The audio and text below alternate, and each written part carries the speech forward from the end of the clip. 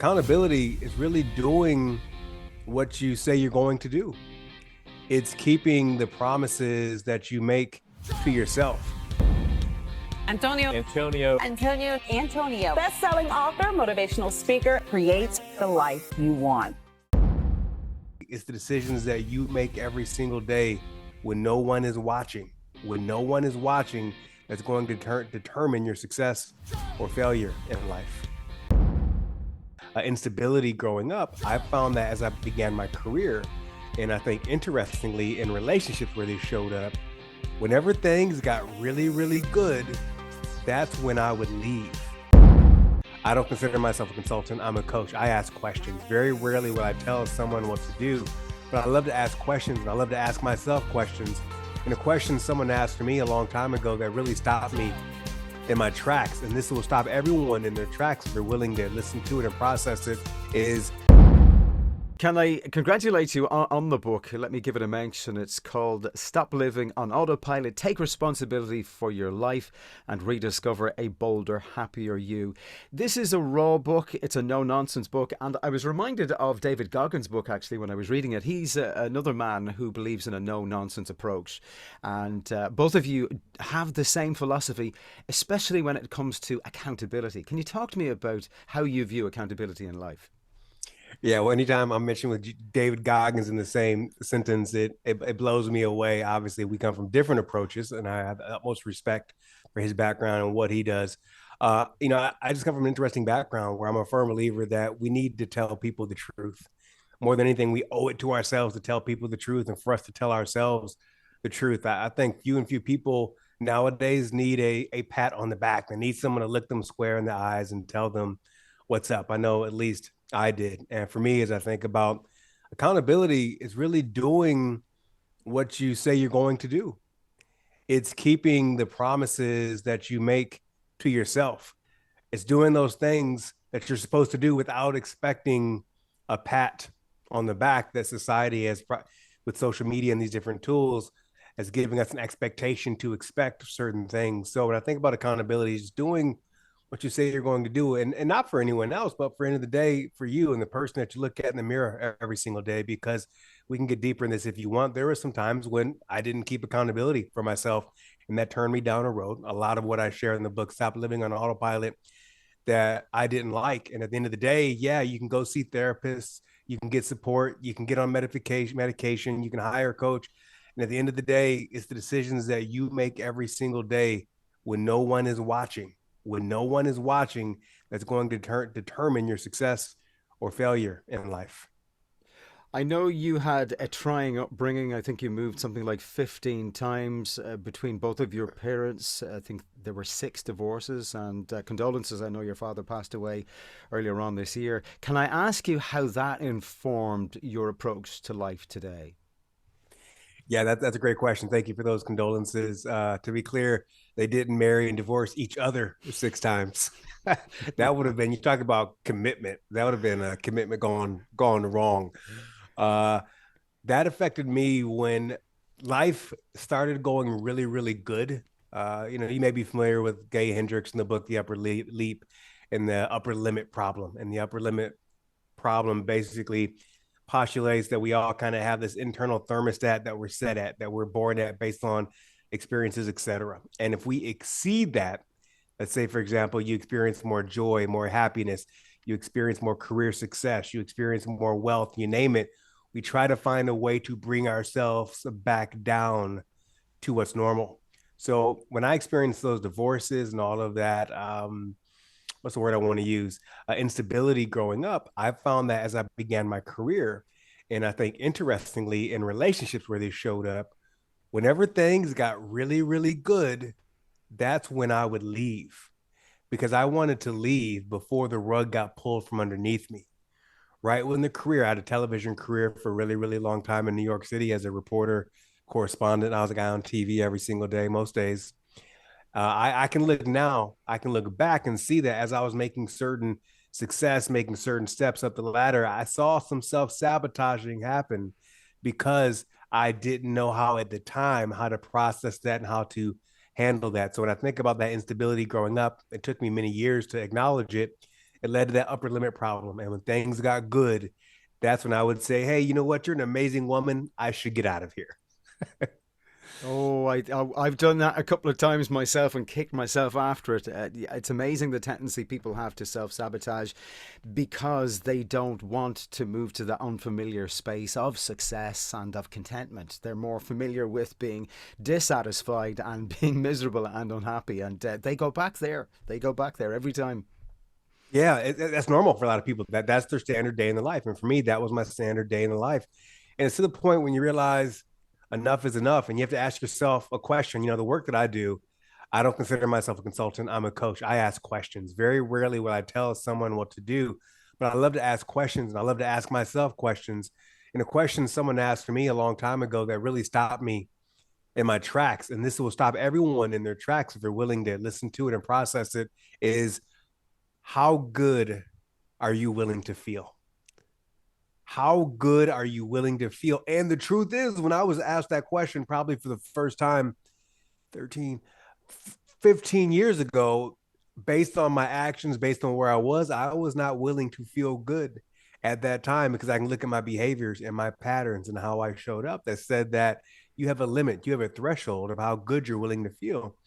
And, you know, it took me through a lot of years of work, and I write about this and Stop Living on Autopilot. But I still remember someone telling me very clearly, they said, your success and your happiness hurts no one.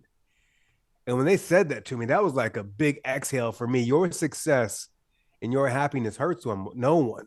Because I think for a lot of time, I operated as if as I succeeded, as I found success, monetary, happiness, relationships, you name it, somehow that hurt other people. But of course, as you probably know, with time and life, you realize that's not the case. We're all on our own journeys. We all have our work to do. Doesn't mean that as we're in the pursuit of happiness, in the pursuit of success, of joy, you name it, that things are always going to be easy. They're not. But it's that commitment to believing, I believe that the best is ahead. And I find that when we believe and we work that the best is ahead, things change for the better, like immediately, even in the midst of trying circumstances. Talk to me about this mantra of yours: to play to win as opposed to play not to lose. Ooh, that's a good one right there. So, I mean, are you a sports fan yourself? Mm-hmm. Yeah. What's your sport of choice? Oh, well, I like soccer, or football as we call it in this side of the Atlantic. Okay, Rugby, here we go. which is not too dissimilar to American football. It's just no padding, and lots of other sports. Let's talk football. Let's talk Sure. what we call soccer here in the United States. So imagine watching your favorite team. They're playing, and at halftime, they're winning 3-0. And you're like, okay, all right, boys, we got this. We're up 3-0. We are kicking butt. Who knows? We're going to get the point that we need, and maybe we'll win this game 6-0, blah, blah, blah. But then something happens. It's stoppage time. And they're like 6 minutes left of stoppage time. And you are up 3-0 at halftime. And now all of a sudden it's stoppage time and the score is 3-3. And the opposing team has the ball on the attack. What happened? In the first half, that team, your team, they came out playing to win. In the second half, that team came out playing not to lose. There are two different approaches to life when we come out playing to win and we come out playing not to lose. I coach a lot of amazing executives, and these are talented men and women with titles like director and vice president. And it's amazing. So they ascend the corporate ladder. They get these big titles and raises, responsibilities. And then what's amazing is all the things that they did to get that job, to get that promotion, to get that bonus. Guess what? Once they land in the job, they stop doing those things. They start holding on for dear life. It's like they're trying to hold on to it instead of breathe into it and allow it to live and allow it to be. They stop doing all the things that got them there. The same way that football teams stop playing aggressively, taking risk, having trust and confidence in themselves, the way they practice, they stop doing those things and they hold on for dear life. And so that's kind of like the upper limit problem. I've done that before in my life as well, where I've taken my foot off of the pedal, forgetting that I have multiple gears that I can shift. So it's a question I love to ask people when they evaluate their life, when they look at something like their marriage, when they look at parenting, when they look at their career, when they look at their health and fitness. Are they still playing to win, or are they playing not to lose in cruise control, right? And in my experience, Once you shift to playing not to lose, that's a whole other person that shows up, and we gotta have a conversation with that man or woman. And cruise control is another way of saying autopilot again. Absolutely. I think another way to look at cruise control is this. So I live in Southern California in the Los Angeles area. And so we see a lot of amazing sports cars, Lamborghinis, Ferraris, Bugattis, all these amazing sports cars. We drive a sexy minivan. So I don't want any of your listeners to be jealous. Um, but just imagine for a moment owning a Ferrari, whether you like fine Italian engineering or not. But imagine owning a Ferrari, this vehicle that's built for speed, that's made to go, that can go over 200 miles per hour. And I don't know what the math is, kilometers wise, forgive me. But imagine owning that vehicle and only driving it at 35 miles per hour. That's not what that thing is built for. And unfortunately, what I found, and again, this isn't me saying I'm speaking from the top of a mountain knowing better. I'm speaking from personal experience as well, and from the coaching that I've done with men and women over the past 10 years in corporate America, internationally, and beyond. You see a lot of amazing women and men who are so talented, who are so equipped, but they are in cruise control. They're driving that Ferrari at 35 miles per hour, and they forget that they have many gears that they can shift into. But here's what happens, and I don't know what happens over there, but a lot of times what happens is we get a little bit older and we get these different responsibilities and different things, and we kind of stop, remember who we forget about who we once were, and we stop shifting those gears. Let me tell you just a quick story. There's an interview in the New York Times back in 2016, and two business owners, they were co-founders of a business, were being interviewed, and they were talking about what it was like to live and work in New York City in the 1980s and 1990s, when New York City was very different than it is today. And at some point, one of the business owners in the interview said, I miss the old New York. He was reminiscing about what New York was like in the 1990s. But then his business partner corrected him. He said, you don't miss the old New York. What you miss is the old you, and how you showed up during that time, that enthusiasm, that optimism, that ambition, some of that risk taking that you had in you. So just for those people listening right now, I just asked them to think about, when is the last time they were about to do something that caused their heart rate to increase some, or made their hand shake a little bit, or maybe cause them to get butterflies or get that sweaty upper lip. I'm not talking about those crazy big things like quitting your job or moving to another country, or filing divorce papers, but pressing publish on that blog post, pressing send on that email, raising your hand in a staff meeting and making a suggestion or making a point. And I can give endless examples, but I think when we stop doing that, that's when we start to get, the knife starts to get dull. That's the best way I can think about it. The book has got so many great lines and so many great pieces of advice. No one owes you anything, for example. You owe yourself everything. And yet we get so hung up on this, and we get so angry excuse me, with people and with life when we think life owes us something. How do we stop ourselves falling into this trap of being bitter towards people for opportunities not given to us, for example, or get bitter? How do we stop ourselves getting bitter towards life?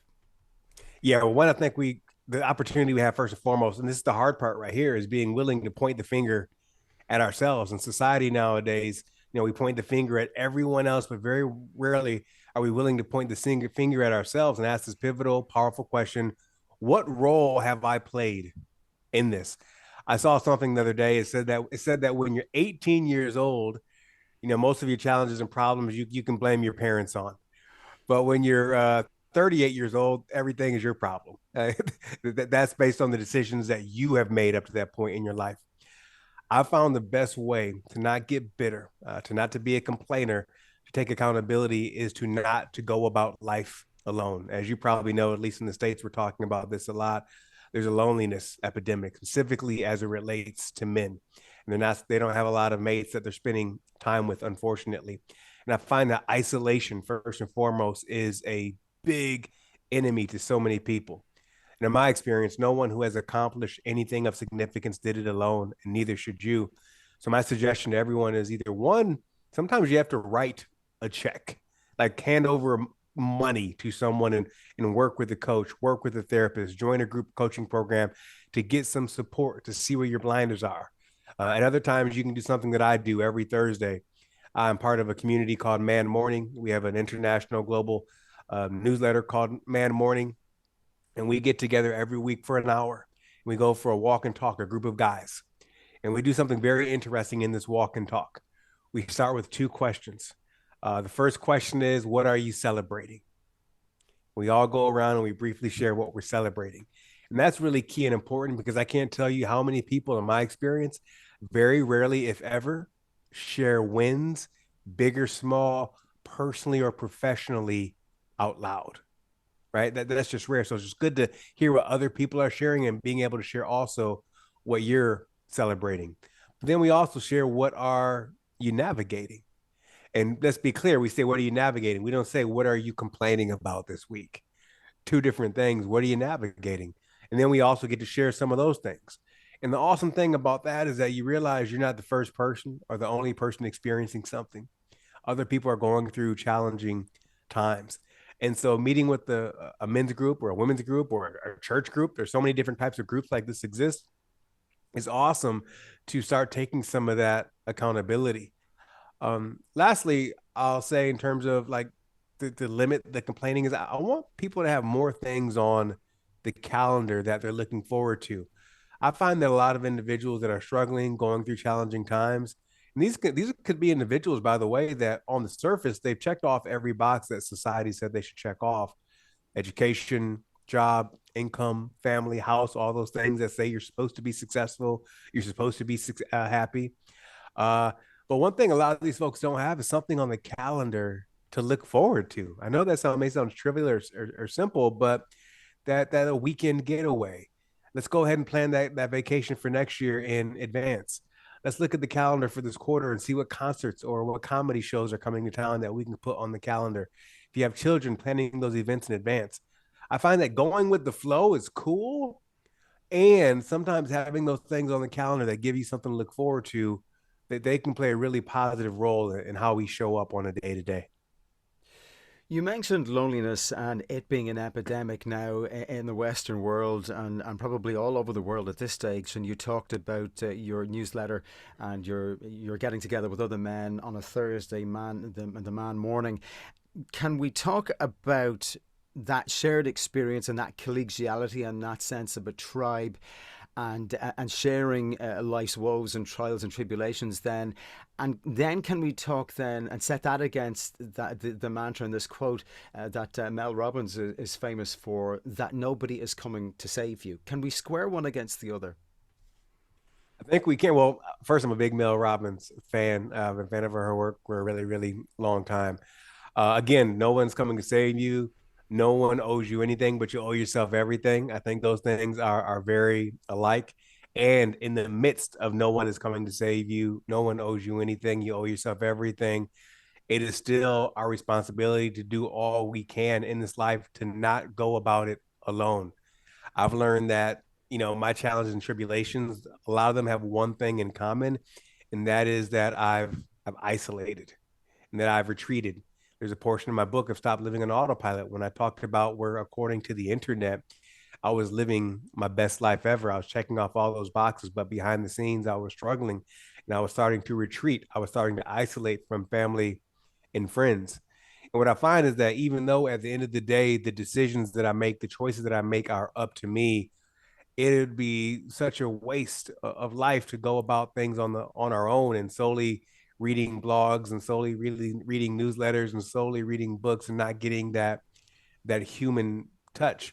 Because again, when I talk to these men in my Man Morning group and in the different chapters that have started across the globe, no one there is saving them. No one there is writing checks to help out any financial woes. One thing we don't do in those things is give out direct advice. But one thing we do is we do positive. We hear the negative attributes of positive. Excuse me, of peer pressure. We like to say there's something called positive peer pressure. In society nowadays, we're really good at calling people out. One thing that we do in Man Morning is that we call each other up. to be the best version of ourselves, to ask some tough questions. Again, there's not a lot of telling going on in these groups. In the coaching that I do, I don't do telling. I don't make statements very rarely. And that's I'm reflecting back to someone. If I turn into a consultant, I say client X, client Y, I put on my consultant hat. But in the man morning in the group, we ask really pointed questions. And those are the ones that can call you up and get you again to take accountability for your experience. So I guess I'll summarize by saying no one is coming to save you. No one owes you anything. You owe yourself everything. As powerful and as direct as those are. And yeah, it's a great tweet. It's a great line in a book. I used it, of course. I don't, it tells a story. It doesn't tell the whole story. But guess what? Here's what I forgot to find. I should mention.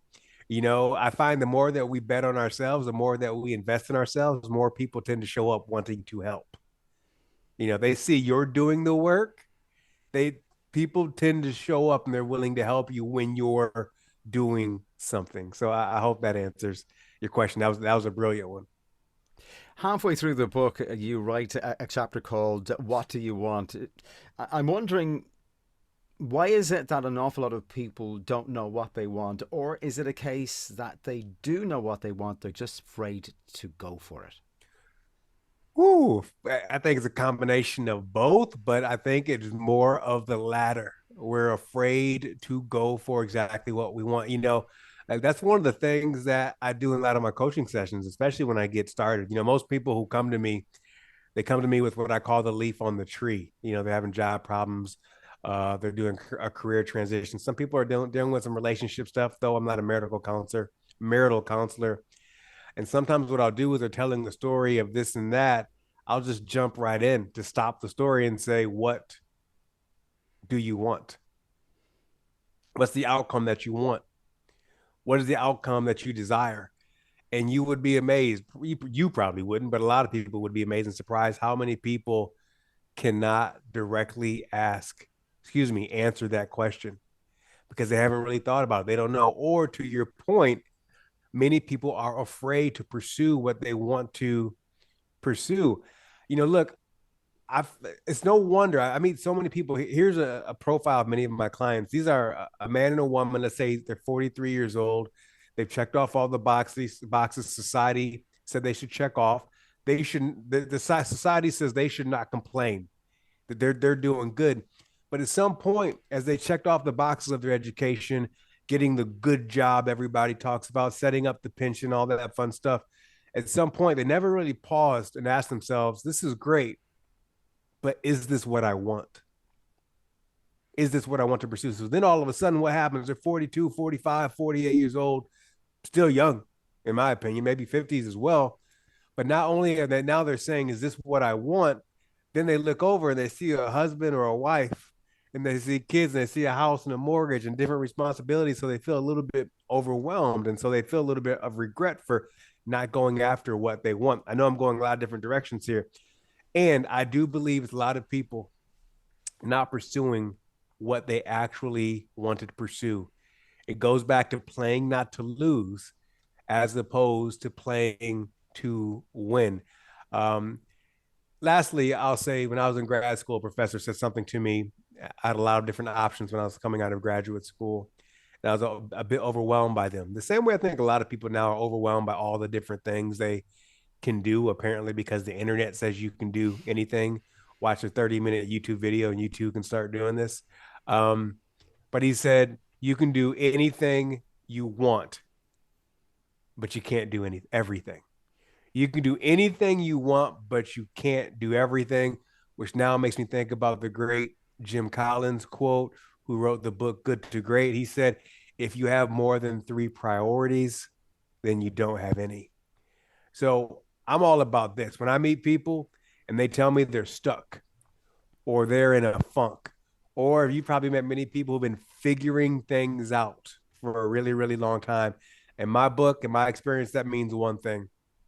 That means that you have a decision to make.